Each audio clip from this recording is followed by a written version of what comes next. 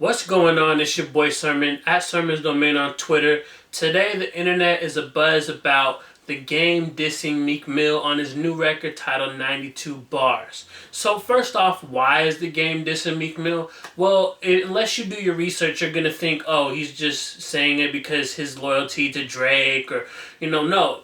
If you actually listen to the record, the situation is kind of laid out pretty clear. He says at one point that Meek Mill snitched on him and that he hasn't talked to him since.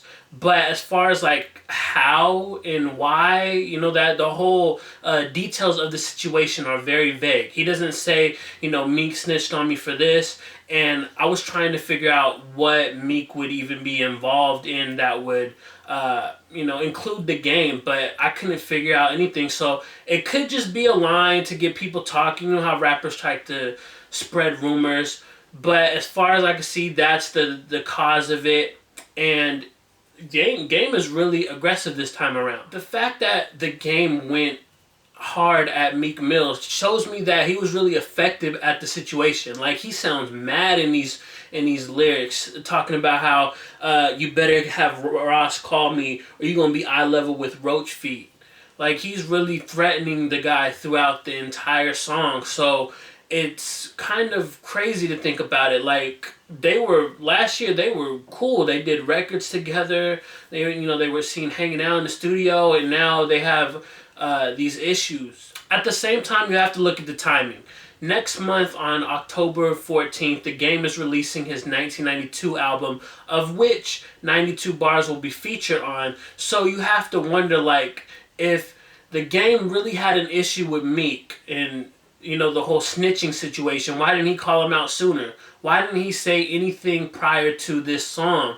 But he held it back, and I think that's one of the reasons why a lot of people are going to look at this like, oh, Game has an album coming out next month. He's just using this for publicity, and it would make sense. Game could have said this stuff at any point, but he waited until his album was coming because he knows that controversy sells. And so people are going to be tuned into this record. He also disrespects Nicki Minaj. He says, and I've been wanting to give Nicki this pool stick, so tell your little vibrant thing come fuck with this Q-tip.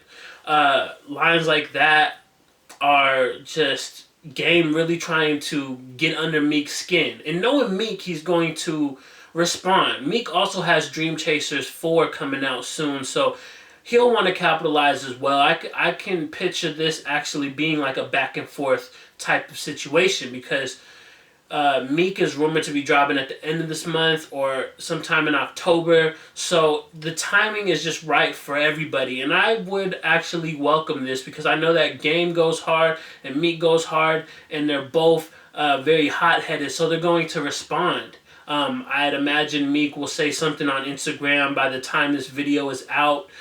But hopefully he also ups the ante and drops some bars as well, especially if he needs to, especially because he needs to defend himself against these allegations. Not like anybody's going to sit here and flip on Meek Mill now. I think if a lot of people flipped on Meek Mill just because of the Drake situation, but who knows? So this record was very good. I liked it. It was tough. But at the same time, though, it did feel like it was more of like a promo tactic than an actual issue. He also throws in random lines like, give me left eye back, take Fetty Wap and the Raiders. Like, Game is notorious for his name dropping, and he just doesn't know how to not put out a record like that. 1992 is the first album of his that's going to have no guest features. I would also like to challenge the Game to put out an album where he's not name dropping. Like, I want to see what that would sound like, if it would even sound good, because I think we're so used to it that a lot of people are like, he's name dropping, who cares?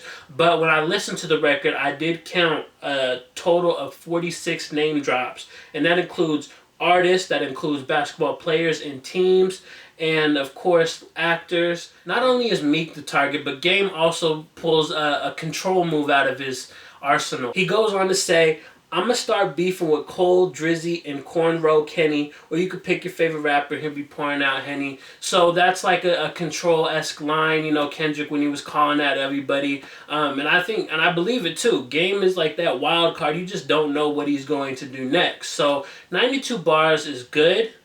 I don't know if it's going to be a record that I continually play just because it's long and a lot of it just feels unnecessary. Like I think I have the thing about my diss records being a little bit shorter and just more killer, less filler in a sense. So those are my thoughts on 92 bars. Let me know what you think about it in the comment section below. Do you think Meek Mill is going to respond? Talk to me, and then like the video, subscribe to the channel if you're not already, share the video. Follow me on Twitter at Sermons Domain, and as always, thank you for your time. I appreciate you for watching, and until next time, peace.